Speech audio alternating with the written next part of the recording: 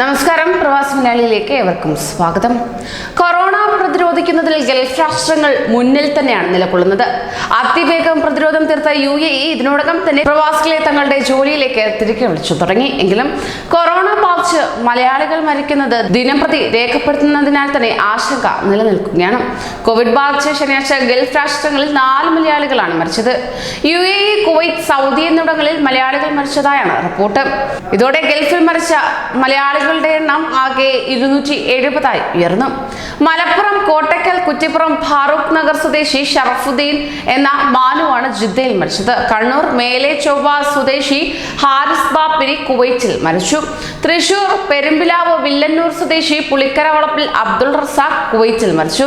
കണ്ണൂർ മയ്യിൽ പാവന്നൂർ മൊട്ട സ്വദേശി ഏലിയ രത്നാകരൻ ഷാർജയിൽ മരിച്ചു. അതേസമയം ലഭ്യമാകുന്ന കണക്കുകൾ അനുസരിച്ച് UAEയിൽ ഇതിനോടകം തന്നെ 103 മലയാളികളാണ് കോവിഡ് ബാധിച്ച് മരിച്ചത്. സൗദി അറേബ്യയിൽ 97 പേരും, കുവൈറ്റിൽ 44 പേരും, ഒമാനിൽ 12 പേരും, ഖത്തറിൽ 10 പേരും, ബഹ്റൈനിൽ 4 എന്നിങ്ങനെയാണ് മരണപ്പെട്ട മലയാളികളുടെ എണ്ണം. കൂടുതൽ പ്രവാസി വാർത്തകൾക്കായി ഈ ചാനൽ സബ്സ്ക്രൈബ് ചെയ്യൂ.